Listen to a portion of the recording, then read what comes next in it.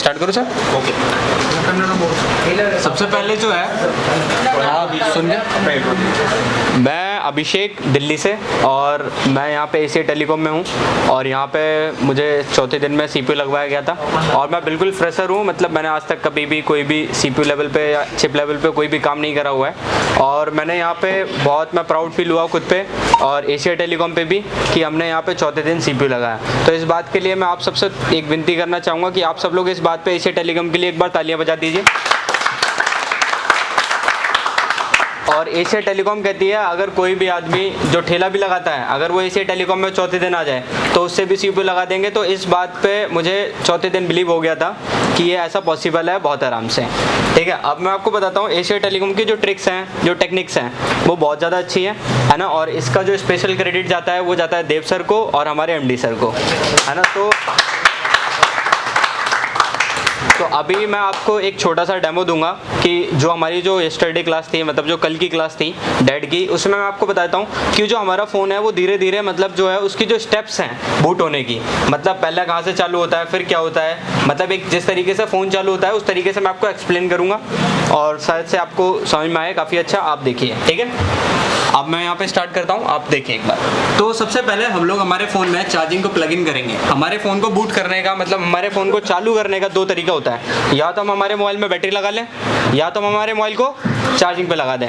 अगर हम चार्जिंग पे लगा देंगे तो उसके बाद हमें कोई भी, आपने देखा होगा कि चार्जिंग लोगो ऑटोमेटिक आ जाता है, हमें कोई बटन दबाने की जरूरत पड़ती है नहीं। तो इसका मतलब हमारा मोबाइल ऑटोमेटिक क्या हो गया, एक्टिवेट हो गया है। क्या हो गया, एक्टिवेट। लेकिन अगर हमने मोबाइल में अगर बैटरी कनेक्टर लगाया, क्या लगाया, बैटरी कनेक्टर, तो उस केस में क्या हमारा मोबाइल खुद चालू हो जाता है, नहीं, हमें उसके लिए क्या करनी पड़ती है, बटन को प्रेस करनी पड़ती है। तो दोनों तरीके से हम लोग किसी भी तरीके से हम हमारे फोन को पावर करेंगे तो वो जो पावर है वो चली जाएगी DC में। किसमें चली जाएगी, DC में, DC टू DC IC में, और इसी को हम लोग चार्जिंग IC कहते हैं। क्या कहते हैं, चार्जिंग IC।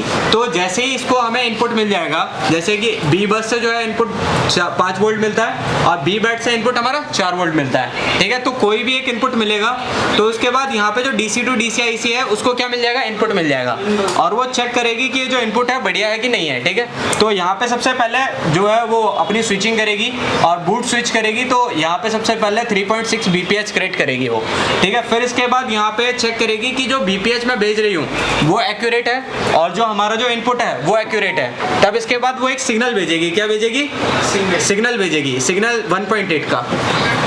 तो ये 1.8 का जब सिग्नल जाएगा और BPH जाएगा तो हमारी PMIC क्या हो जाएगी, एक्टिवेट हो जाएगी। क्या हो जाएगी, एक्टिवेट, क्योंकि अब PMIC को भी क्या मिल गया, हमारा एक्टिवेशन सिग्नल, कि अब एक्टिवेशन उसको सिग्नल मिल गया है। तो अब जैसे ही जो हमारी PMIC है उसको एक्टिवेट हो जाएगी, फिर इसके बाद वो क्या क्रिएट करेगी, सबसे पहले हाई LDO क्रिएट करेगी, फिर दूसरे नंबर पे क्रिएट करेगी लो LDO, ठीक है। और फिर ये वाले जो LDO है वो दोबारा से कहाँ चले जाएंगे, PMIC में, ठीक है। और ये जो अब PMIC से जो ये बने हैं, क्या नाम है, हाई LDO लो LDO, तो ये सब कहाँ किस तरफ चले जाएंगे, CPU की तरफ। अब CPU में जो वोल्टेज है वो अनस्टेबल रहते हैं। कैसे रहते हैं, शुरू में अनस्टेबल रहेंगे।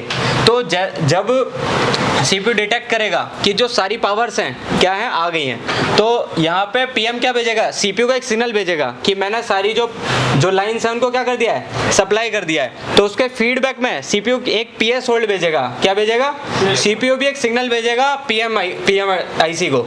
तो जब PMIC आ जाएगी, जब PMIC को सिग्नल मिल जाएगा तो सारे वोल्टेज क्या हो जाएंगे, स्टेबल हो जाएंगे। और जैसे ही हमारा CPU एक्टिवेट हो जाएगा, क्या हो जाएगा, CPU एक्टिवेट, वैसे ही हमारा मोबाइल क्या बना देगा, पोर्ट बना देगा। अगर यहाँ तक अगर हमारी जो फोन है उसकी लाइंस प्रॉपर है, तो अगर हम हमारे मोबाइल को कंप्यूटर में कनेक्ट करके देखेंगे तो वहाँ पे जिस भी ब्रांड का होगा, जो भी इसमें प्रोसेसर लगा होगा, उसका क्या मिल जाएगा, हमें पोर्ट मिल जाएगा। और जैसे ही अब इसके बाद हमें फ़ोन ऑन होने के लिए और भी वोल्टेजेस चाहिए होते हैं। जैसे ही हमारे सारी चीज़ें यहाँ ऑटो पोर्ट बन जाएगा तो फिर हमारी जो PMIC है वो LDO के थ्रू MMC, UFS और RAM को भी क्या भेजेगी, वोल्टेज भेजेगी, जिनको हम लगाने से पहले, जब हम उसको MMC को बैठाएंगे तो उससे पहले हम उनके पैडों को सर ने लिखवाया था, याद है सबको।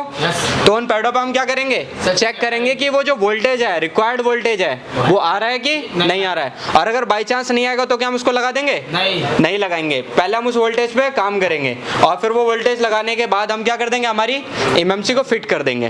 तो आपको कैसा लगा मेरा एक्सप्लेनेशन? अब ये जो ताली है मेरे बाद आपको एशिया टेलीकॉम के लिए भी बजानी है, क्योंकि मैं तो जस्ट मैंने सीखा है यहाँ पे, और मुझे सिखाया किसने? एशिया टेलीकॉम ने, देव सर ने और एमडी सर ने। तालियां बजाइए एक बार। जितना छोटा